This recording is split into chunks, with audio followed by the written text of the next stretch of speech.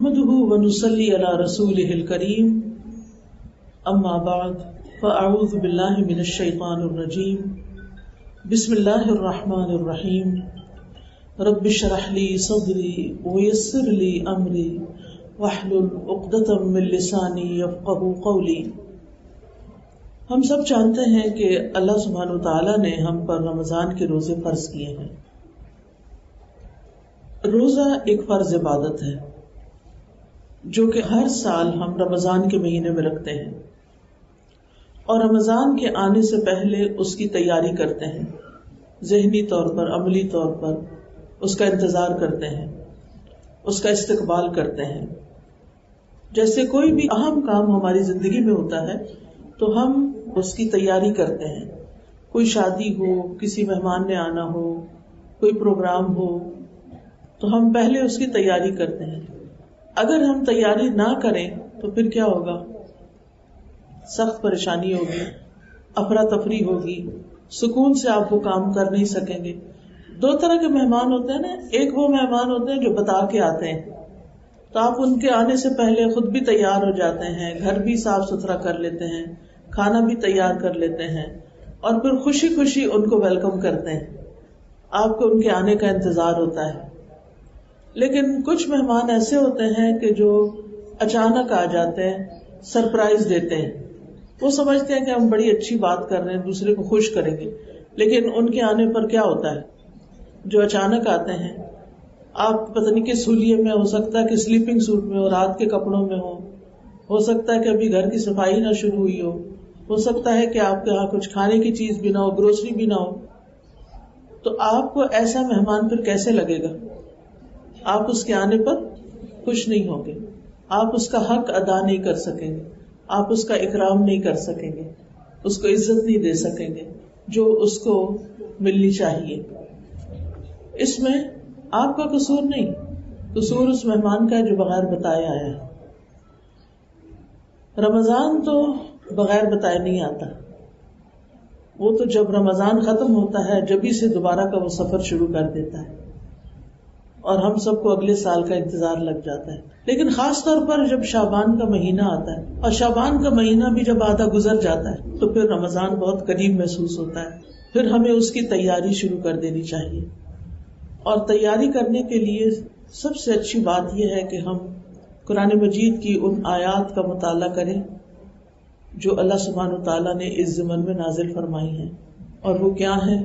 یا ایھا الذین آمنوا کتب علیکم الصیام کما کتب علی الذین من قبلکم لعلکم تتقون ایاما معدودات فمن کان منکم مریضا او علی سفر فعدۃ من ایام اخر وعلی الذین یطیقونہ فدیۃ طعام مسکین فمن تطوع خیرا فہو خیر لہ وان تصوموا خیر لکم ان کنتم تعلمون شہر رمضان الذی انزل فیہ القرآن ھدی للناس وبینات من الھدی والفرقان فمن شہد منکم الشہر فلیصم ومن کان مریضا او علی سفر فعدۃ من ایام اخر یرید اللہ بکم الیسر ولا یرید بکم العسر وَلِتُكْمِلُوا الْعِدَّةَ وَلِتُكَبِّرُوا اللَّهَ عَلَى مَا هَدَاكُمْ وَلَعَلَّكُمْ تَشْكُرُونَ۔ اے لوگو جو ایمان لائے ہو۔ کون ہے وہ لوگ؟ کون ایمان لائے ہیں؟ ہم ایمان لائے ہیں۔ یا ایھا الذین آمنوا، اے لوگو جو ایمان لائے ہو، تم پر روزہ رکھنا فرض کیا گیا جس طرح تم سے پہلے لوگوں پر فرض کیا گیا تھا۔ کیوں؟ تاکہ تم متقی بن جاؤ۔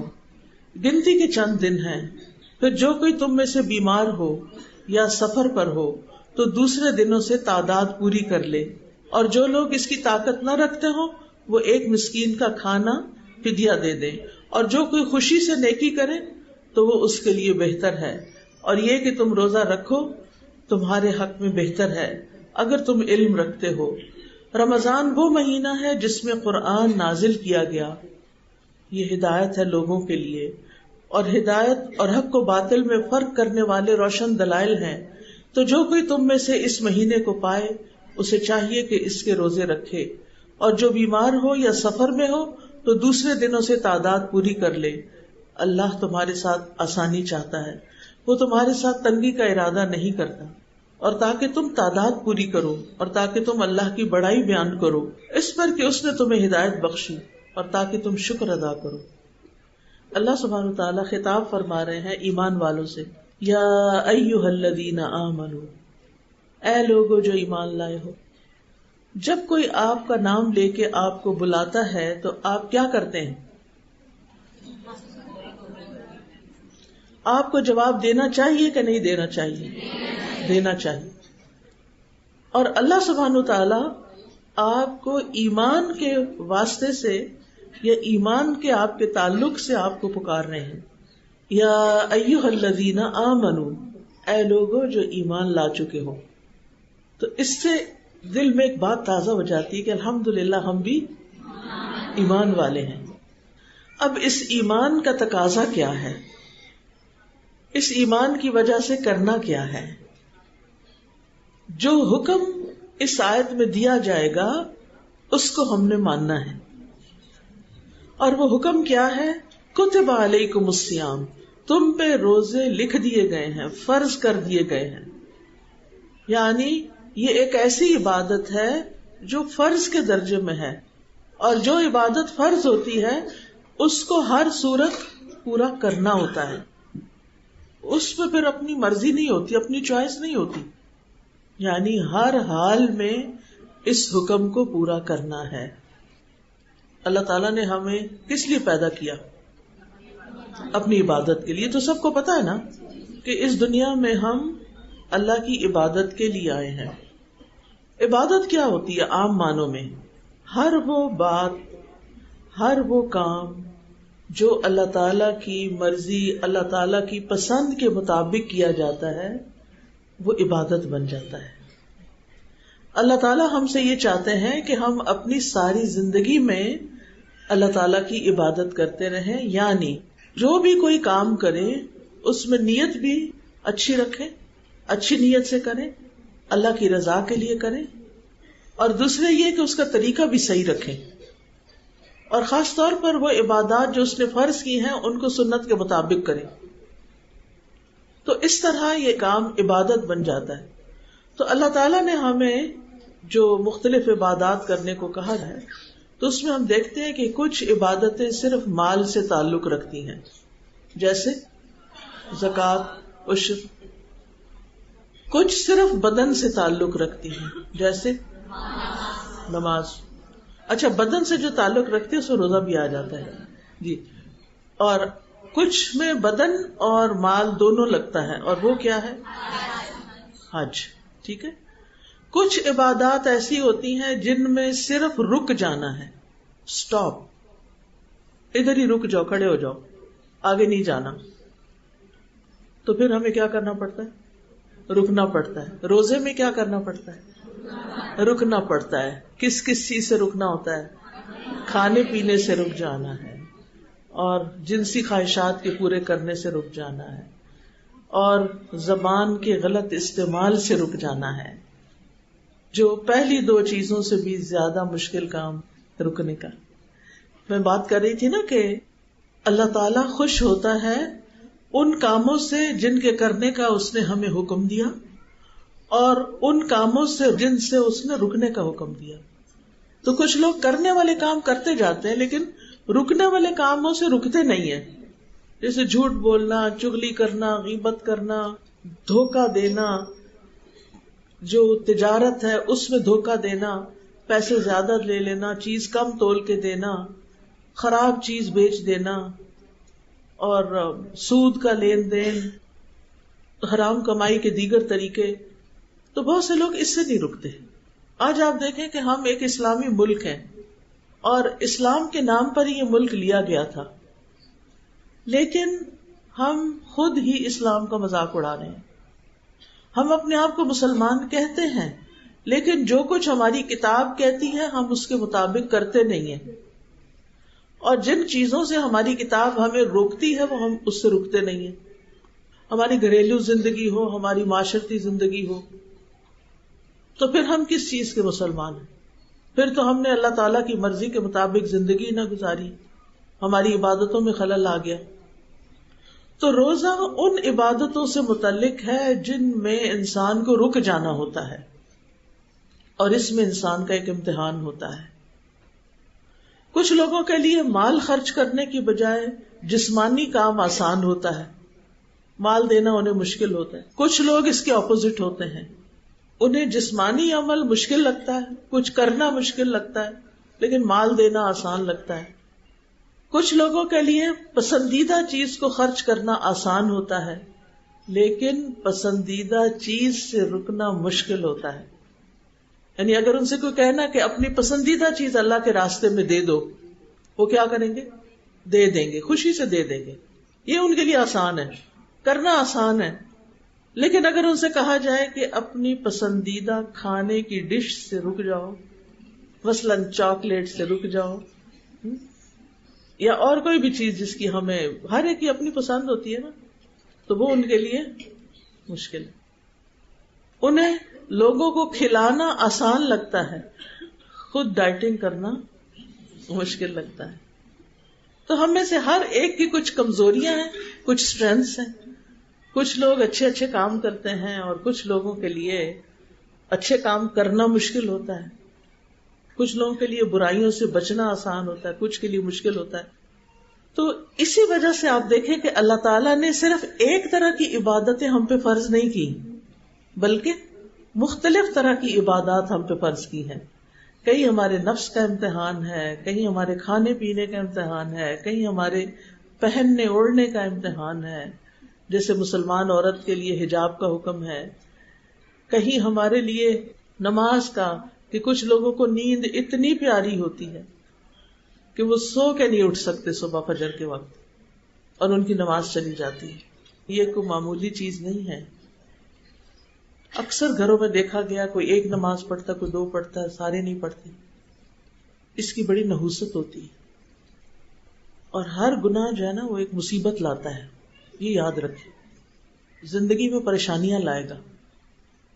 اس کے برعکس اللہ تعالیٰ فرماتے ہیں للذین احسنوا فی ہذہ الدنیا حسنہ، جو لوگ اچھا کریں گے، نیکی کے کام کریں گے، انہیں اس دنیا میں بھی اچھائی ملے گی، یہاں بھی ان کے لیے بھلائی ہوگی. لہذا ہم سب اللہ سبحانہ و تعالیٰ کی طرف سے آزمائے جا رہے ہیں، اور عبادات امتحان کا ایک ذریعہ ہے کہ کون کرتا کیا ہے. اللہ تعالیٰ فرماتے ہیں الذی خلق الموت والحیات لیبلوکم ایکم احسن عملا، اس نے زندگی اور موت کو اس لیے بنایا تاکہ تمہیں آزما کے دیکھے تمہیں اچھے کام کون کرتا ہے. اور اچھا کام کون سا اچھا ہوگا؟ جس کا اللہ تعالیٰ نے ہمیں حکم دیا یا ہم وہ کر رہے ہیں تو اس میں ہماری نیت بھی اللہ کی رضا ہو اور اس کا طریقہ بھی درست ہو.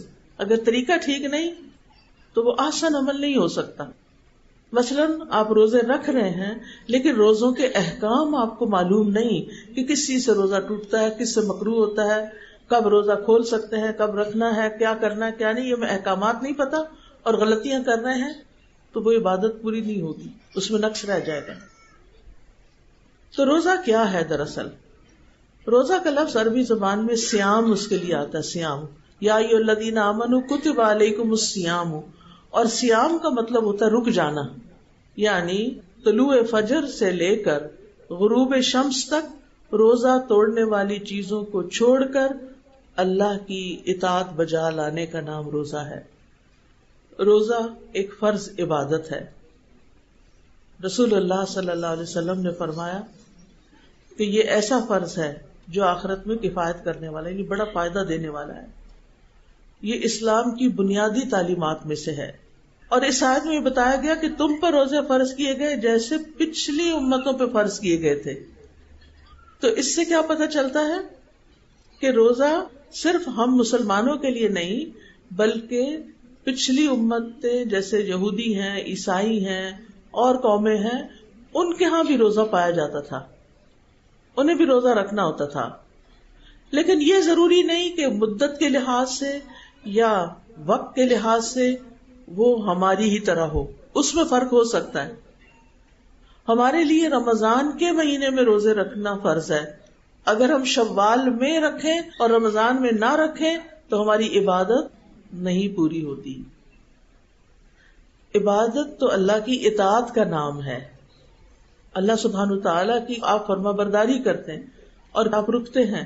لہٰذا اگر آپ نے اپنی مرضی چلانی ہے یا اپنی عقل استعمال کرنی ہے، مثلاً عقل کیسے استعمال کرنی ہے کہ آپ کہیں کہ گرمیوں کے روزے بڑے لمبے ہوتے ہیں تو میں گرمیوں کی بجائے سردیوں کا 1 مہینہ رکھ لوں گی.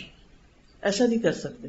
ہاں اگر قضا ہو گئے ہیں آپ کی کسی وجہ سے، بیماری کی وجہ سے، بچے کی پیدائش کی وجہ سے، تو وہ قضا آپ گرمیوں کے روزوں کی سردیوں میں رکھ سکتے ہیں. وہ ایک ایکسیپشنل کیس ہے، لیکن عام طور پر نہیں. روزہ اسلام کی مضبوط رسی ہے. براء ابن عازب کہتے ہیں ایک مرتبہ ہم لوگ نبی صلی اللہ علیہ وسلم کے پاس بیٹھے ہوئے تھے. آپ پوچھنے لگے اسلام کی کون سی رسی سب سے زیادہ مضبوط ہے؟ صحابہ نے عرض کیا نماز. آپ نے فرمایا بہت اچھا جواب ہے. اس کے بعد کون سی؟ لوگوں نے کہا زکوٰۃ. فرمایا بہت خوب. اس کے بعد کون سی؟ لوگوں نے عرض کیا رمضان کے مہینے کے روزے. آپ نے فرمایا بہت خوب. یعنی ایسے ہی ترتیب بنتی ہے. اور یہ اسلام کا 1/3 ہے، نماز، روزہ اور زکوٰۃ. حدیث میں آتا ہے کہ روزے جیسا کوئی عمل نہیں، یعنی روزے سے آپ کو جو حاصل ہوتا ہے اس کا کوئی آلٹرنیٹ نہیں کہ آپ یہ کہیں کہ اچھا میں روزہ نہیں رکھنا چاہتا، میں کچھ اور کر لوں. نہیں، اگر آپ ایک صحت مند انسان ہیں تو آپ کو رکھنا ہی ہوگا. پھر اسی طرح حدیث میں آتا ہے کہ روزہ ڈھال ہے اور مومن کے قلعوں میں سے ایک قلعہ ہے. ڈھال کا کیا مطلب ہے؟ جو آگ سے بچانے والا ہے. اور قلعے کا کیا مطلب ہے؟ کہ شیطان سے آپ کی پروٹیکشن ہو جاتی ہے. جابر رضی اللہ عنہ سے مروی ہے کہ نبی صلی اللہ علیہ وسلم نے فرمایا بے شک روزہ تو ایک ڈھال ہے جس کے ذریعے بندہ جہنم سے اپنا بچاؤ کرتا ہے، جہنم سے بچ جاتا ہے. اللہ تعالیٰ فرماتا ہے روزہ خاص میرے لیے ہے، لہٰذا اس کا بدلہ بھی میں ہی دوں گا. اور وہ انعام جو اللہ تعالیٰ خود دے وہ کتنا بڑا ہو سکتا ہے. پھر اسی طرح اگر آپ ایمان کے ساتھ، یقین کے ساتھ اور ثواب کی نیت سے روزے رکھیں، پتلے ہونے کی نیت سے نہیں، کیونکہ بار بار دل میں ایسے خیال آتا ہے نا اچھا شکر ہے رمضان آ رہا ہے، کم کھائیں گے شاید کچھ وزن کم ہو جائے. اس خیال کو فوراً جھٹک دیا کرے کہ نہیں، میں نے وزن کم کرنے کے لیے روزے نہیں رکھنے بلکہ اللہ کی رضا کے لیے روزے رکھنے ہیں. کیونکہ جس کام میں نیت ٹھیک نہ ہو وہ کام اللہ کے یہاں قبول نہیں ہوتا. اللہ سبحانہ تعالیٰ کو وہ چیز بالکل پسند نہیں جو اس کے لیے نہیں کی گئی اور کسی اور کے لیے کی گئی ہے، یہ اس کو بالکل پسند نہیں. تو ہمیں بھی پھر کیا کرنا ہے کہ جو اللہ تعالیٰ کو پسند نہیں وہ ہمیں بھی نہیں کرنا، ہمیں بھی پسند نہیں، اور ہمیں وہ کرنا ہے جو اللہ تعالیٰ کو پسند ہے. تو جو شخص ایمان کے ساتھ اور ثواب کی نیت سے روزے رکھے گا، ثواب کی نیت کرنی ہے. بعض لوگ کہتے نہیں ثواب کی نیت کا کیا مطلب ہے، ہم بس اللہ کا حکم ہے اس لیے کر رہے ہیں. لیکن ہمیں حدیث سے بتایا گیا ہے من صام رمضان ایمانا واحتسابا غفر له ما تقدم من ذنبه. جو شخص ایمان اور احتساب کے ساتھ روزے رکھتا ہے، یعنی جس چیز کا وعدہ کیا گیا ہے اس کی تصدیق کرتے ہوئے، تو اللہ تعالیٰ اس کو اجر عظیم عطا کریں گے. لہذا بہت ضروری ہے کہ ہم ثواب کی نیت ضرور کریں کہ اللہ تعالیٰ مجھے آپ سے اس کا بدلے میں ثواب چاہیے. اچھا جب یہ ہوگا نا کہ ثواب ملے گا تو پھر مشکل بھی آسان لگتی ہے، کیونکہ انسان کے اندر یہ ہے نا کہ اگر اس کو کوئی چیز مل جائے یا جس چیز کو وہ چاہتا ہے وہ مل جائے تو پھر اس کے لیے وہ کام کرنا آسان ہو جاتا ہے. اب مثال کے طور پر آپ دیکھیں کہ جتنے بھی لوگ مختلف کام کرتے ہیں، جیسے کوئی بڑھئی ہے، کارپینٹر ہے، فرنیچر بناتا ہے، کتنی محنت لگتی ہے اس میں. اگر اس کو یہ ہو کہ نہ یہ کسی نے خریدنا ہے اور نہ اس سے مجھے کچھ وصول ہونا ہے تو وہ بنائے گا نہیں. اسی طرح باقی بھی سارے کام. لیکن جب ان کو یہ پتا ہوتا ہے کہ میں اچھے سے اچھا بناؤں گا تو اتنے کا بک جائے گا، تو یہ چیز اس کو موٹیویٹ کرتی ہے اور اپنے کام میں خوبصورتی لانے کا فیصلہ کر لیتا ہے انسان. جب ہمارے دل میں یہ ہوگا کہ یہ اللہ کے لیے میں کر رہی ہوں اور اللہ نے مجھے اس پہ اجر دینا ہے، تو پھر میں اس روزے کو سنبھالوں گی بھی. اچھا کیسے سنبھالیں گے روزہ اپنا؟ جن چیزوں سے منع کیا گیا ہے ان سے رک کر. مثلا کس چیز سے منع کیا گیا؟ جی زبان کے جتنے بھی گناہ ہیں. تو اس رمضان اگر آپ کو یہ لیکچر یاد رہے کہ ہم گئے تھے ایک استقبال رمضان کا لیکچر سننے اور اس میں ہمیں ایک نصیحت کی گئی تھی، اور وہ میری نصیحت آپ سب بہنوں کے لیے، اپنی زبان کی حفاظت کرنی. پورا مہینہ اپنے اوپر سخت چیک رکھنا ہے کہ میں نے کسی سے سخت بات نہیں کرنی، میں نے کسی سے لڑائی نہیں کرنی، میں نے کسی کا دل نہیں دکھانا، میں نے کسی کا مذاق نہیں اڑانا. یہ سب کچھ کس سے ہوتا ہے؟ زبان سے ہی ہوتا ہے. میں نے کچھ ایسا کام نہیں کرنا. بعض اوقات ایسا ہوتا ہے کہ آپ نہیں کرتے لیکن دوسرے آپ کو ٹریگر کر دیتے ہیں. بچے خاص طور پر ہماری کمزوری، ان کے ساتھ ہم بہت زیادتی کر جاتے ہیں. اور رمضان میں کبھی ان کو روزہ رکھا لیں تو اور تنگ کرتے ہیں، کب کھلے گا کب کھلے گا، اور آپ کو بس جواب نہیں ہوتا اس میں. تو آپ نے اس پورے رمضان پورے مہینے اس بات کی ٹریننگ لینی ہے اپنے استاد آپ بن کے کہ میں نے منہ نہیں کھولنا، میں نے اس رمضان غیبت چھوڑ دینی ہے، میں نے اس رمضان بچوں کو ڈانٹنا چھوڑ دینا ہے، میں نے اس رمضان اپنے ہسبینڈ کے ساتھ بدتمیزی نہیں کرنی. کیونکہ بعض خواتین ہوتی ہیں نا، وہ بہت چڑھ چڑھ کے بولتی ہیں. اب آپ ایک طرف نماز اور تہجد اور پتہ نہیں کیا اور درس بھی دینے جاتے ہیں، الہدا میں کام کرتے ہیں، لیکن ہسبینڈ کے ساتھ سیدھے منہ بات نہیں کرتے، تو پھر یہ نیکی نیکی ہے. تو رمضان ایک تربیت کا مہینہ ہے ہم سب کے لیے، میرے لیے بھی آپ کے لیے. یہ جو چھوٹی چھوٹی باتیں میں مثالیں دے رہی ہوں آپ کو، جس کی عام طور پر کمپلینٹس آتی رہتی ہیں، تو مثالیں دے رہی. اب اگر ایک مہینہ آپ نے چغلی نہیں کی، جھوٹ نہیں بولا، بدتمیزی نہیں کی، بچوں کو نہیں ڈانٹا، تو کیا ہوگا؟ مہینے کے بعد آپ کی اصلاح ہو چکی ہوگی. اور یہی اصل مقصد ہے اللہ تعالیٰ کا کہ روزے کس لیے فرض کیے جا رہے ہیں؟ لعلکم تتقون. تتقون کا لفظ کس سے نکلا ہے؟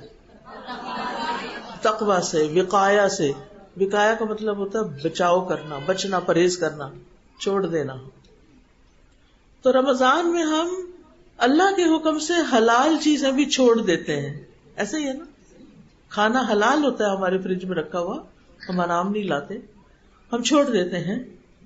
اور پھر باقی ریلیشنز بھی، لیکن حرام چیزیں پھر کیوں کنٹینیو کرتے ہیں؟ جھوٹ بولنا حلال ہے کہ حرام ہے؟ تو اسی لیے نبی صلی اللہ علیہ وسلم نے فرمایا کہ جس نے روزہ رکھ کر جھوٹ بولنا اور اس پر عمل کرنا نہ چھوڑا، اللہ تعالیٰ کو اس کی کوئی ضرورت نہیں کہ کوئی انسان بھوکا پیاسا رہے، سارا دن بھوک پیاس رکھے کہ جی میں روزے سے ہوں. تو انشاءاللہ اگر آپ کو یہ لیکچر یاد رہے تو آپ نے اس سال اپنے رمضان میں خاص طور پر زبان کی حفاظت کی پریکٹس کرنی ہے، اور اپنے آپ کو مجبور کرنا ہے کہ نہیں. کیونکہ بعض اوقات ایسا ہوتا ہے نا کہ کوئی بات ہمیں ایسی کر جاتا ہے کہ ہمارا دل چاہتا ہے ہم اسے ٹکا کے جواب دیں، اور ہمارے پاس جواب ہوتا ہے، ایسا نہیں کہ جواب نہیں ہوتا. پھر ہم کیوں رک جاتے ہیں؟ روزہ رک جانے کا نام ہے. میں کھانے پینے سے رکی ہوئی ہوں، مجھے لڑائی سے بھی رکنا ہے، مجھے آگ بھڑکانے سے بھی رکنا ہے، مجھے فساد کریٹ کرنے سے بھی رکنا ہے. ایک اور چیز جو میں آپ کو تاکیداً کہہ رہی ہوں کہ ثواب کی نیت سے روزے رکھنے کہ ہمیں اس پر ثواب ملے گا، کیونکہ روزے کا اجر اللہ کے ذمہ ہے. اور اللہ سبحانہ تعالیٰ کتنا دے گا بندے کو؟ دنیا میں بھی جن کے دل بڑے ہوتے ہیں، آپ نے دیکھا ہوگا کہ جب وہ آپ کو کچھ دیتے ہیں تو کتنا دیتے ہیں؟ دل کھول کے دیتے ہیں. اللہ تو سب بادشاہوں کا بادشاہ ہے، سب بادشاہوں کا بادشاہ ہے. وہ جب کسی کو کچھ دے گا تو کتنا دے گا؟ ان گنت، اور اتنا خوبصورت کہ آپ سوچ ہی نہیں سکتے، اور وہ آپ کے دل کو بھی اچھا لگے گا. اچھا دنیا میں ایک کم از کم میرے ساتھ ہوتا ہے جب میں کوئی بہت خوبصورت، بہت قیمتی، بہت ایسی چیز دیکھتی ہوں تو مجھے گھبراہٹ ہوتی ہے. کیوں گھبراہٹ ہوتی ہے؟ اتنی مہنگی، اتنی زیب و زینت والی، میرا خیال ہے میں نہ استعمال کروں، میرے مزاج کے خلاف. یہ دنیا میں ہم ایسے لوگ ہیں کہ جن چیزوں پہ بعض اوقات خوش ہوتے ہیں لوگ، ہم اس پہ بھی خوش نہیں ہو سکتے.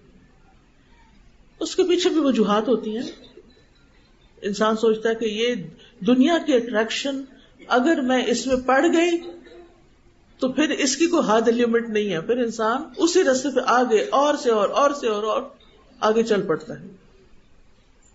لیکن جب آپ بڑے سے بڑا بھی گھر بنا لیتے ہیں اور بڑے سے بڑی چیزیں اکٹھی کر لیتے ہیں اور سارا دن انہی کی خاطر میں لگے رہتے ہیں، اور اگر آپ سے کہا جائے آئیں دورہ قرآن میں چلے تو آپ کہتے ہیں وقت نہیں ہے، بھئی گھر کے کام بہت ہیں.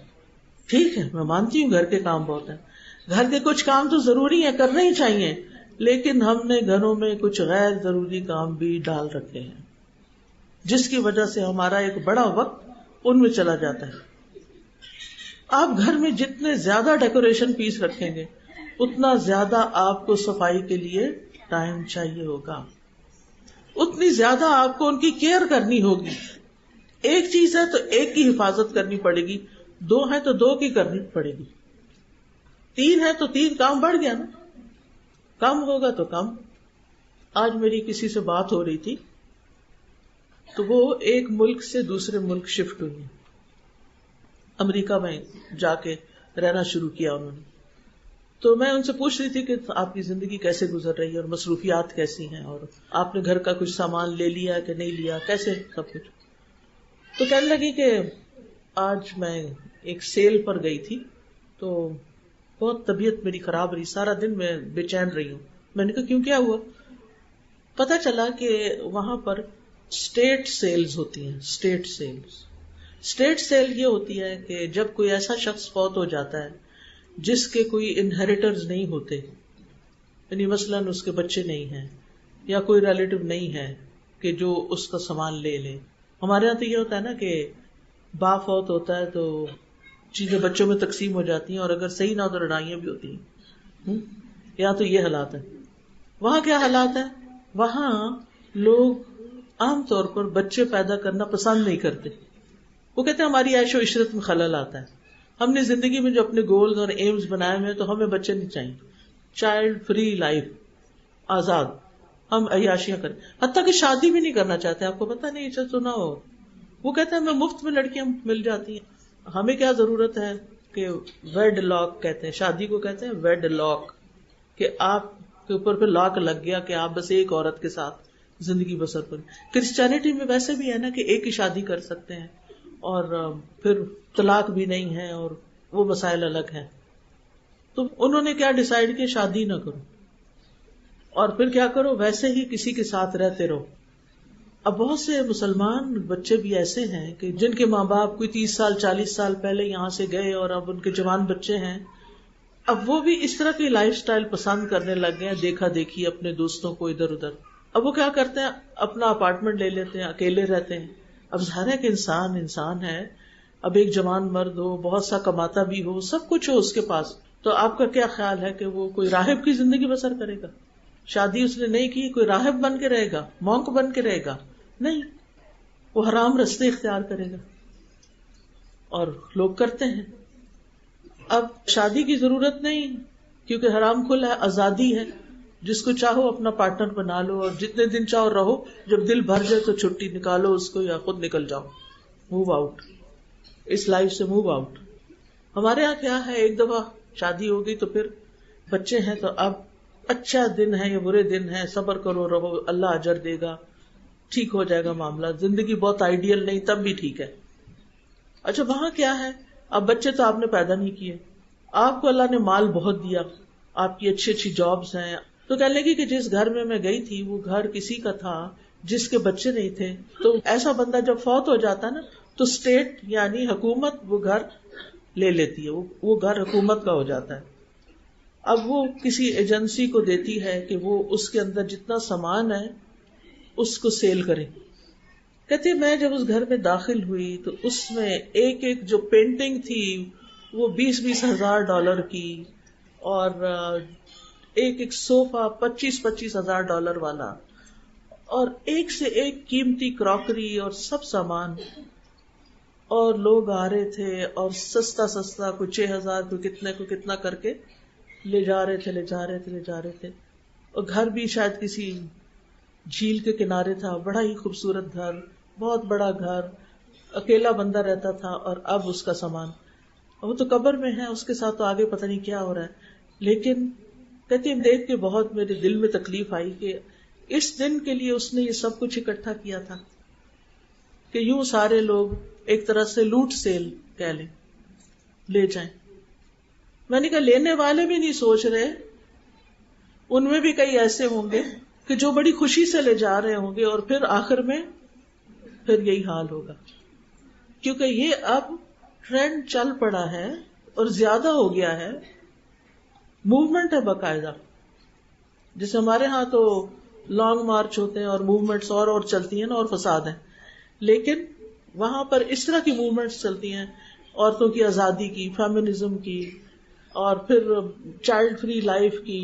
اور آج کل آپ کو پتہ ہے کہ کئی اور مسائل کھڑے ہو گئے ہیں کہ عورت سمجھتی نہیں میں عورت نہیں، میں تو مرد ہوں، لہٰذا وہ اپنا آپریشن کروا کے مردوں جیسا بننے کی کوشش، ہارمون کھا کھا کے منہ پہ بال اگواتے ہیں، اور پھر چلو مرد عورت عورت مرد بن رہے ہیں، یہ الگ مصیبت. لیکن اب ایک اور چیز یہ بھی شروع ہو گئی کہ کچھ لوگ کہتے ہیں کہ میں بلی ہوں، کوئی کہتا ہے میں کوا ہوں. یہ میں من گھڑت کہانی نہیں بتا رہی، یہ فرسٹ ہینڈ انفارمیشن ہے کہ انسان بھی نہیں ہے. وہ کیوں؟ فریڈم ہے، آزادی ہے، ہم جو مرضی بننا چاہیں، ہمارے اندر جو خیالات ہیں. اور یہ خیالات کون ڈالتا ہے اندر؟ قرآن مجید میں کیا لکھا ہوا ہے؟ شیطان نے انسان کو بھٹکانے کی جو کوشش کی تھی، سورۃ النساء میں آتا ہے نا، اس نے کہا تھا کہ میں ان کو گمراہ کروں گا اور یہ اللہ کی تخلیق کو بدل دیں گے. اللہ تعالیٰ فرماتے انا خلقناکم من ذکر و انثی، ہم نے تمہیں مرد اور عورت سے پیدا کی. انسان کی عزت اسی میں ہے کہ وہ انسان ہو. اب اگر ایک عورت کو اللہ نے عورت پیدا کیا اور وہ کہتی میں عورت نہیں ہوں، میں مرد ہوں، یا مرد کہتا نہیں میں عورت ہوں، وہ عورتوں والی آواز نکالتا ہے، وہ عورتوں والے یعنی کپڑے پہنتا ہے، وہ عورتوں والے سارے کام شروع ہو جاتا ہے کرنا، تو یہ ایک جھوٹ بھی ہے نا. اللہ نے آپ کو کیا بنایا؟ آپ کچھ اور کہہ رہے ہیں، آپ ہیں کچھ، کچھ اور ہیں. تو یہ ساری چیزیں ہمارے معاشرے کے اندر آتی جا رہی ہیں. تو یہ آزادی کے نام پر اللہ کی حدود توڑنا اور اپنی مرضی کی زندگی بسر کرنا اور فطرت سے ہٹ جانا، یہ کیا ہے؟ یہ اللہ تعالیٰ کو پسند نہیں. ہم سب اپنی اپنی جگہ اللہ سے دعا کریں کہ اللہ تعالیٰ ہماری زندگی میں جو بھی ایسی کوئی سوچ ہے جو سیدھے رستے سے ہٹی ہوئی ہے، مغضوب علیہم والضالین والی سوچ ہے، اللہ تعالیٰ میری اس سوچ کو بدل دے. شیطان کے جو وسوسے میرے دل میں آتے ہیں، اللہ مجھے ان سے نجات دے، کیونکہ وہ سب سے بڑا دشمن ہے نا. رمضان میں شیطان نے قید ہو جانا ہے. آپ کو 1 مہینے کے لیے چھٹی ملنے والی ہے شیطان سے. اس میں آپ اپنے آپ کو رینیو کر سکتے ہیں، اپنا ایمان بڑھا کے، اپنی غلطیوں اپنے گناہوں کی توبہ کر کے، اپنی بری عادتوں کو چھوڑ کے، وہ چیزیں زندگی میں جو آپ کو نقصان دیتی ہیں دنیا کے لحاظ سے، دین کے لحاظ سے، ان سب چیزوں کو آپ نے کیا کرنا ہے؟ اپنی زندگی سے نکالنا ہے. لعلکم تتقون، تاکہ تم بچ جاؤ. کس سے؟ اللہ کی نافرمانی سے. کس سے؟ عذاب سے. روزہ آ رہا ہے تمہیں بچانے کے لیے. دوسرے لفظوں میں آپ یہ کہہ سکتے ہیں رمضان آ رہا ہے تبدیلی لانے کے لیے. آپ کے اندر ایک چینج آنا چاہیے. آپ کو اپنا ایک ٹارگٹ سیٹ کرنا چاہیے کہ آپ رمضان سے پہلے جو کچھ ہے وہ رمضان کے بعد نہیں ہوں گے. آپ انشاءاللہ ایک نئے انسان بنیں گے اور اپنی بری عادتیں چھوڑنے پر صبر کریں گے. اس صبر پر بھی اجر کا نیت رکھنی ہے آپ نے. کیسے؟ انما یوفی الصابرون اجرہم بغیر حساب، کہ صبر کرنے والوں کو ان کا اجر بے حساب ملے گا. بے حساب یعنی جس کا وہ سوچ ہی نہیں سکتے، اتنا کچھ مل جائے گا ان کو. اور دینے والا کون ہے؟ اللہ تعالیٰ. کیا اللہ تعالیٰ اپنا وعدہ پورا نہیں کرے گا؟ ضرور کرے گا. تو اس لیے آپ نے خوشی خوشی روزے رکھنے ہیں، خوشی خوشی گناہ چھوڑنے ہیں، خوشی خوشی بری عادتیں چھوڑنی ہیں، اجر کی نیت رکھنی ہے، ثواب کی نیت رکھنی ہے، اللہ کے قرب کی نیت رکھنی ہے، اللہ تعالیٰ سے اپنے دل کی باتیں کرنی ہے. یہ جو دنیا کی چیزیں نا، یہ اللہ اور ہمارے بیچ میں رکاوٹ پیدا کر دیتی ہیں. یہ ہمارا امتحان ہے. جب سارا دن کھانا پینا کوئی نہیں تو کتنی بڑی مصروفیت کم ہو گئی نا. سارا دن آپ کچن کی نہیں ضرورت، شام افطار سے پہلے آپ جا کے کچھ پکا لیں، کچھ تیار کر لیں تو تھوڑا ٹائم لگتا ہے. ابھی تو کیا ہوتا ہے، ہر تھوڑی دیر کے بعد آپ نہیں تو کوئی بچہ گھس جاتا ہے کچن میں، ایک آ رہا ہے ایک جا رہا ہے، سارا دن کچھ نہ کچھ لگا رہتا ہے. تو آپ کو وقت ملنے والا ہے. پھر آپ دیکھیں، دن کو تو آپ روزہ رکھتے ہیں، رات کو آپ کیا کرتے ہیں؟ قیام، تراویح میں یا پھر تہجد کے وقت یا درمیانے حصے میں رات کے، جب آپ کا دل چاہے. ٹارگٹ یہ سیٹ کرے کہ روز کا کم از کم 1 سپارہ تراویح میں ضرور ہو جائے. یعنی آپ رات کے کسی حصے میں بھی یہ قیام کر سکتے ہیں. عام طور پہ تراویح اس لیے کہ تاکہ پھر رات کا باقی حصہ سو کے آرام سے صبح دوبارہ روزہ رکھ سکے، دن کو کام کر سکے، تو سہولت کے لیے. ورنہ یہ فرض نہیں ہے کہ عشاء کی نماز کے ساتھ ضرور پڑھی جائے. اگر آپ پڑھ سکتے ہیں تو بہت ہی اچھا، اگر نہیں پڑھ سکتے تو آپ سو کے دوبارہ اٹھے. لیکن اگر آپ کو ڈر ہے کہ میں اٹھ ہی نہیں سکوں گی تو بہتر ہے سب کے ساتھ پڑھ کے. سب کے ساتھ پڑھنا آسان ہوتا ہے. جب انسان دیکھتا ہے اچھا یہ بھی اتنے اچھے پڑھ رہے، یہ بھی پڑھے، میں کیوں بیٹھ گئی ہوں، میں کیوں سو رہی ہوں، میں کیوں آرام کر رہی ہوں.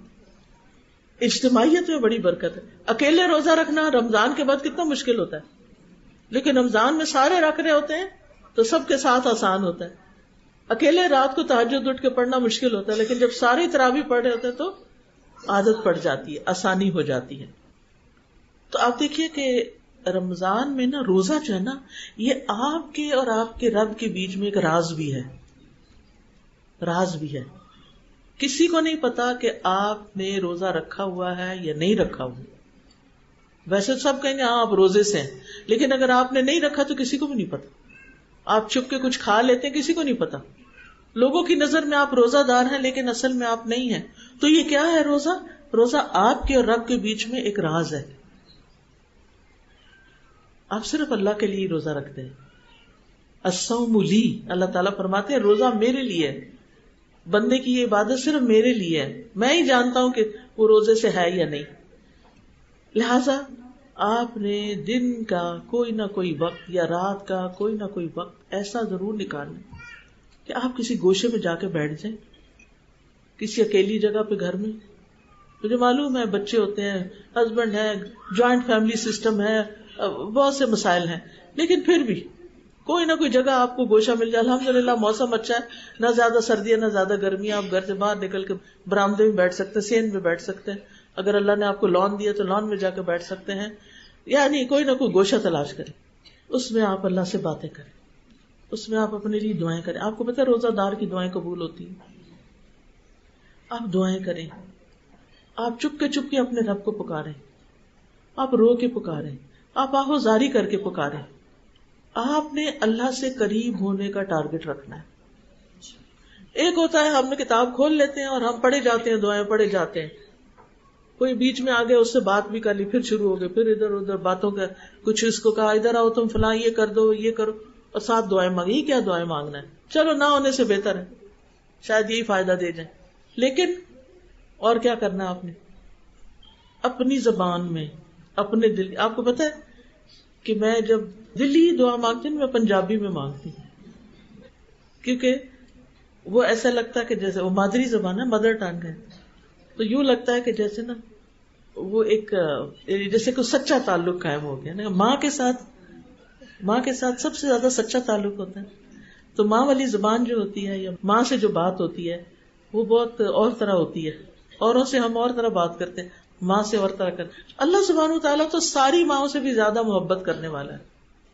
تو آپ کے پاس دعاؤں کے کارڈ بھی ہوں، کتابیں بھی ہوں، ایپس بھی ہوں، سب کچھ ہو، لیکن آپ نے اندر سے، آپ کو پتہ کیا فیل ہوگا؟ میں جب اس طرح بیٹھتی ہوں نا، میں جب ایسی دعا کرنے میں، تو مجھے اپنے ذہن پہ آگے کئی چیزیں، خیالات آ رہے ہوتے ہیں، ہٹانا پڑتا ہے، ہٹانا، تھوڑا ٹائم لگتا ہے اندر جانے میں، ڈیپ جانے میں. یہ ایسے ہی نہیں آ جائے گا. ہاں چلو چلتے پھرتے اللہ سے باتیں کر سکتے، لیکن آپ تصور میں بیٹھ کے استغفار کر کے اور پھر اللہ سے مانگے، اللہ مجھے اپنا قرب دے دے، اپنی محبت دے دے، ایمان دے دے، توکل دے دے، امید دے دے، اپنا خوف دے دے، جہنم سے بچا لے، جنت میں داخل کر دے، اپنا دیدار عطا کر دے، اپنی پسند کے کام کرنے کی توفیق دے. اللہ مجھے ہر اس کام سے دور کر دے جو آپ کو پسند نہیں، اور ہر اس کام کو کرنے کی توفیق دے جو آپ کو پسند ہے. اللہ میری مشکلات آسان کر دے، اللہ بیماروں کو صحت دے، میرے سارے بہن بھائیوں، دوستوں، رشتہ داروں کو جو زندہ ہیں، جو فوت ہو چکے ہیں، اللہ ان سب پر اپنی رحمت نازل کر دے، ان کو بخش دے. اللہ مجھے نیکی کے ان کاموں کی توفیق دے کہ جو میں کروں تو آپ راضی ہو جائیں. بس مجھے وہ رستے دکھا دے، آپ مجھے گائیڈ کریں، آپ مجھے راہ دکھائیں، آپ مجھے توفیق دیں، آپ مجھ سے کروا لیں. میں بہت کمزور ہوں، مجھے نہیں کرنا آتا، آپ مجھ سے کرا لیں. میں نے 2 منٹ بات کی ہوگی بس، تو یہ 2 منٹ آپ نے نکالنے اپنے لیے، باتیں کرنی ہے آپ نے اللہ سے، آرام سے پیار سے آہستہ آہستہ دعائیں کرنی ہیں انشاءاللہ تعالی. ٹھیک ہے نا؟ یہ تو میں نے ایسے جو دل میں ابھی کہہ دیا، لیکن اللہ تعالیٰ آپ کو سجھائے گا اور بھی اچھا اچھا کہنا. عام طور پہ جب ہماری زندگی میں کوئی پریشانی آتی ہے نا، تو ہم لوگوں کے پیچھے بھاگتے ہیں، اس کو بتا، اس کو بتا، اس کو بتا، سارا ہم اسی سے نکال کے بیٹھ جاتے ہیں، اور اللہ سے جب دعا مانگتے تو دھیان کہیں اور ہوتا ہے. نہیں، جب آپ کے اندر تکلیف آئے، جب آپ کو رونا آئے، جب آپ کو پریشانی آئے، پھر اللہ کو پکارے. کسی انسان کو فون نہ کرے، کسی کو میسج نہ کرے، کسی سے مشورے ابھی نہیں کرنے، پہلے اللہ سے بات، پھر مشورہ کریں گے. پھر آپ دیکھیے کہ روزہ کبھی کبھی لگنے بھی لگتا ہے نا، تو آپ سوچیں کہ قبر میں جب اکیلے ہوں گے تو روزہ پروٹیکٹ بھی کرے گا. یہ میں اس دن کے لیے رکھ رہی ہوں، میں اس دن کا سامان تیار کر رہی ہوں. قیامت کے دن بھی سفارش کرے گا، جنت میں لے جانے والا کام ہے. جنت کا مخصوص دروازہ ہے روزہ داروں کے لیے. کیا نام ہے اس کا؟ باب الریان. تو روزے کا جو اصل مقصد ہے نا، وہ ہے بچنا، تقویٰ.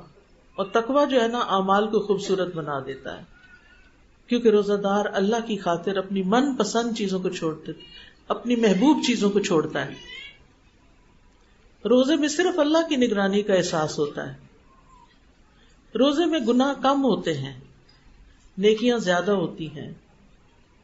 پھر اسی طرح انسان اللہ کی نعمتوں کا شکر ادا کرتا ہے، شکر گزار بنتا ہے. نفس کو قابو کرنا آتا ہے، کیونکہ ہمارا نفس جو ہے نا، یہ ہمیں کچھ کاموں کا حکم دیتا ہے اور پھر ہم پھسل جاتے ہیں. تو روزے میں یہ بھی قابو ہوتا ہے. انسان کی شہوت ختم ہوتی ہے، شیطان کی طاقت کمزور ہوتی، صحت بھی اچھی ہوتی ہے. یعنی روزے سے ہم ڈرتے ہیں پتہ نہیں ہم کمزور ہو جائیں گے، نہیں، ڈیٹاکس کرتا ہے ہمیں نا. گناہ وغیرہ تو کرتا ہی ہے، لیکن جسم کے زہر بھی دور کرتا ہے. پھر اسی طرح دوسروں کا احساس بھی زیادہ پیدا ہوتا ہے، مسکینوں کا، یتیموں کا، غریبوں کا. اور پھر چند گنتی کے دن تو ہوتے ہیں، سارا سال تو روزے نہیں ہے. 12 مہینوں میں سے 1 مہینہ بس اللہ تعالیٰ چاہتے تو 2 کر دیتے، 6 کر دیتے، پھر ہم کیا کرتے؟ لیکن اللہ نے ہم پہ بڑا رحم کیا، بس 1 مہینہ. پھر اگر کوئی بیمار ہو، اور بیماری ایسی ہو کہ جو روزے کی وجہ سے بڑھ جائے، یہ نہیں کہ میں بیمار ہوں تو میں ریسٹ کرنے کے لیے آج سارا دن پانی پینا چاہتی ہوں، تو نہیں. اگر بیماری زیادہ ہو رہی ہو، اگر شفا ڈیلے ہو جائے، اگر کوئی ایمرجنسی آ جائے اور سرجری کرانی پڑے، کہ بعضوں کے ڈاکٹر صرف ایسا ٹائم دیتے ہیں، اس کے علاوہ وہ اویلیبل ہی نہیں ہوتے، تو وہ سارے حالات کو دیکھ کے تو تھوڑی بہت تکلیف والی جو بیماری ہے نا، اس میں روزہ نہیں چھوڑنا. اسی طرح سفر، اگر آرام دہ سفر ہے تو روزہ نہیں چھوڑیں. لیکن جب تکلیف والی سفر ہو تو پھر روزہ چھوڑ سکتے ہیں. اور جو بوڑھے لوگ ہیں جن کی صحت کی توقع ہی نہیں ہے ان کو فدیہ دینا ہے. فدیہ کتنا دینا ہے؟ 1 مسکین کا کھانا 1 وقت کا. ٹھیک ہے. بوڑھا مرد یا بوڑھی عورت جس کے اندر ہمت طاقت نہیں. ویسے تو ماشاءاللہ کئی بوڑھے ہم سے زیادہ اچھے ہیں. ہماری والدہ تھی تو 78 ایئرس کی ان کی ایج تھی اور وہ نفل روزے رکھتی. ہر مہینے 3 روزے 13, 14, 15 کے اور ہر سوموار جمعرات روزہ. اب بوڑھی تھی لیکن وہ روزے رکھتی تھی اور اللہ نے ان کو توفیق دی ہوئی تھی. تو صرف یہ نہ سوچے اب میں 70 سال کی ہو گئی ہوں اب تو میرا بڑھاپا آ گیا لہذا اللہ نے رخصت دیا میں کھاؤں پیوں. نہیں، اگر آپ میں ہمت ہے تو آپ بھی روزہ رکھیں. وَأَن تَصُومُوا خَيْرٌ لَكُمْ، اور یہ کہ تم روزہ رکھو یہ تمہارے حق میں زیادہ بہتر ہے. پھر اسی طرح حاملہ اگر روزہ رکھ کے وہ ٹھیک ٹھاک اپنا ڈاکٹر کہتی ہے کہ کوئی کمپلیکیشن نہیں ہے تو وہ بھی روزہ رکھ لے. لیکن اگر ہے اور بچے کی گروتھ میں فرق پڑتا ہے تو پھر اس صورت میں روزہ چھوڑ دے اور بعد میں رکھ لے. اسی طرح دودھ پلانے والی اگر بچہ سالڈ فوڈ پہ ہے اور تھوڑا دودھ بھی ساتھ پی رہا ہے تو روزہ رکھ سکتے ہیں. لیکن اگر بچہ ٹوٹلی آپ کے دودھ پر ڈیپینڈنٹ ہے تو پھر آپ چھوڑ بھی سکتے. پھر یہ بھی ہو سکتا ہے 1 دن رکھیں 1 دن نہ رکھیں، ضروری نہیں کہ سارے ہی چھوڑ دیں. تو روزے اگر نہیں رکھ سکتا کوئی مجبوری سے یعنی دوبارہ قضا بھی نہیں رکھ سکتا تو فدیہ ساتھ ساتھ دے دے. روزانہ 1 مسکین کو کھانا کھلاتا جائے یا اکٹھا 30 دنوں کا نکال دے. اور اس کا کوئی وقت مقرر نہیں کہ آپ نے ناشتے کا دینا ہے یا ڈنر دینا ہے، یا یعنی کوئی بھی ایک وقت کا اندازہ لگا کے کہ کتنا کھانا آپ خود کھاتے ہیں. جیسی پلیٹ آپ اپنے لیے بناتے ہیں نا ویسی آپ غریب کو بھیج دیں. آپ بریانی کھاتے ہیں تو بریانی بھیج دیں. آپ روٹی سبزی کھاتے ہیں تو وہ بھیج دیں. یعنی جو خود کھاتے ہیں وہی دے دیں. چونکہ وقت ختم ہو گیا لیکن ایک بڑی اہم بات ہے اور وہ ہے کہ شہر رمضان الذی انزل فیہ القرآن، رمضان وہ مہینہ ہے جس میں قرآن نازل ہوا ہے. اس لیے اس رمضان قرآن کے ساتھ وقت گزارنے کا ٹارگٹ سیٹ کریں. کس وقت دورہ قرآن کرنا ہے، کس وقت ناظرہ پڑھنا ہے، کس وقت کچھ حفظ کرنا ہے، کس وقت تراویح پڑھنی. یعنی عام دنوں سے زیادہ قرآن سے تعلق ہونا چاہیے. جو بھی طریقہ آپ کریں اپنے اپنے حالات کے مطابق، کیونکہ رمضان ایک مبارک مہینہ ہے. آسمان کے دروازے کھلتے ہیں، جنت کے دروازے کھل جاتے ہیں، جہنم کے دروازے بند ہو جاتے ہیں، شیطان جکڑے جاتے ہیں، گناہوں کا کفارہ ہو جاتا ہے، نیکیوں کا شوق آ جاتا ہے انسانوں کے اندر. تو اس کے لیے کیا کرنا چاہیے پھر انسان کو؟ رمضان میں قرآن کے ساتھ زیادہ سے زیادہ تعلق. اور قرآن کیا ہدایت کی کتاب ہے. تو ہم ایک طرف روزہ رکھ رہے ہیں اور دوسری طرف ہدایت حاصل کر رہے ہیں تاکہ رمضان سے پہلے سے زیادہ اچھے انسان بن جائیں. ٹھیک ہے انشاءاللہ. اور ہماری بخشش بھی ہو جائے، ہم میں کچھ اچھی عادتیں بھی آ جائیں اور اچھے کام کرنے کا حوصلہ اور ہمت بھی اللہ دے دے ہم کو. یہ خاص دعائیں مانگنی ہے آپ نے اپنے لیے. تو یاد رکھیں کہ رمضان ایسے نہ گزرے کہ رمضان میں ہماری بخشش نہ ہو. یہ ہمارا ٹارگٹ ہونا چاہیے کہ ایسے کام کریں تاکہ ہماری بخشش ہو جائے. روزہ رکھ کے، قیام کر کے، صدقہ خیرات کر کے، قرآن پڑھ کے. رمضان کی رات میں قرآن نازل ہوا تھا. اگر دن میں ٹائم نہ ملے تو رات میں آپ ایسا کر لیں، کیونکہ قرآن جو ہے وہ ایمان بڑھانے والی چیز ہے. اور پھر قیام کے لیے نا آپ جگہ اور وقت مقرر کر لیں. کبھی کچھ یہ نہ کریں. جس مسجد میں، جس گھر میں جہاں تراویح شروع کی ہے نا وہاں اول سے آخر پورا قرآن سنیں. ایون پیریڈز کے دنوں میں بھی آپ قرآن کا وہ حصہ سن لیں. نماز نہیں بھی پڑھنی تب بھی، تاکہ ایک قرآن آپ کا سن کے ختم ہو، ایک پڑھ کے ختم ہو، ایک ترجمے کے ساتھ ختم ہو. ٹھیک ہے نا. پھر گھر والوں کو بھی توجہ دلائیں. اور پھر آپ دیکھیں کہ خاص طور پر دعائیں، دن اور رات کو دعائیں، لیلۃ القدر میں دعائیں، اور پھر صدقہ خیرات، روزہ افطار کرانا، غریبوں کے اوپر خرچ کرنا، رشتہ داروں کو دینا، کیونکہ قیامت کے دن مومن کا صدقہ ہی اس کا سایہ ہوگا. اور پھر سخاوت، نفس کی سخاوت بھی، راحت و آرام کی سخاوت. یہ سارے سو رہے ہوتے ہیں، اٹھ کے سحری بنا رہے ہوتے ہیں. تو وہ بھی اجر ہی اجر ہے. اس وقت استغفار کثرت سے کرنا ہے. پھر کبھی علم اور عمل کی سخاوت بھی ہوتی ہے کہ دوسروں کو علم دینا. پھر بدن کی سخاوت بھی ہوتی ہے کہ جسمانی طور پر کسی کی مدد کرنا. عزت کی سخاوت کہ کبھی کسی نے ڈانٹ دیا، کوئی برا بلا کا، کوئی گالی دی، اس کو معاف کر دینا. صبر کی سخاوت، حسن اخلاق کی سخاوت، کیونکہ رمضان جو ہے صبر کا مہینہ ہے. اور اچھا اخلاق تبھی ہوتا ہے جب انسان غصے کو دبا لیتا ہے، دوسروں کو معاف کر دیتا ہے، دوسروں کی باتوں پہ خاموش ہو جاتا ہے. پھر دوسروں کے حقوق پورے کرنا. اور اسی طرح جو بھی نیکیوں کے کام ہے قرآن آپ کو راہ ساتھ ساتھ بتاتا جائے گا. تو ابھی تو آپ نے خوش ہونا ہے کہ شکر ہے رمضان آ رہا ہے، کیونکہ اس کے فائدے اتنے زیادہ ہیں. پھر آپ نے اس کا تیاری کرنی ہے ہر لحاظ سے، کثرت سے استغفار کرنی ہے، اپنے نفس کی اصلاح کرنی ہے، فرائض اپنے نمازیں وقت پہ پڑھنی ہے، سنتیں اور نفل بھی پڑھنے ہیں، تراویح پڑھنی ہے، کثرت سے اللہ کا ذکر بھی کرنا ہے، اور دینی مجالس میں بھی شرکت کرنی. آپ کے آس پاس کہیں نہ کہیں کوئی دورہ قرآن ہو رہا ہوگا، اس سے آپ فائدہ اٹھائیں. اگر نہیں تو آپ کیا کر سکتے ہیں، ایپ ہے قرآن فار آل، اس سے دورہ قرآن روز ایک پارہ سن سکتے ہیں. اور اس کے علاوہ بھی ایک ایپ ہے دعائیں کے نام سے فون کے اندر، وہ آپ ڈاؤن لوڈ کر لیں، اس سے آپ دیکھ کے دعائیں پڑھ سکتے ہیں ساتھ ساتھ. اور پھر یہ کہ گھر والوں کو بھی اپنے ساتھ لے کے چلیں. اور آخری 10 دن جو ہے نا وہ خاص طور پر آپ نے پہلے سے پلاننگ کر کے رکھنی ہے کہ کس طرح ہم اللہ رب العزت کی زیادہ سے زیادہ عبادت کر لیں.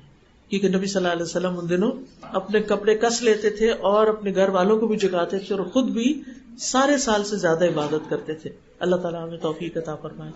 جزاکم اللہ خیرا. سبحانک اللہم و بحمدک، اشہد ان لا الہ الا انت، استغفرک و اتوب الیک. السلام علیکم و رحمۃ اللہ وبرکاتہ.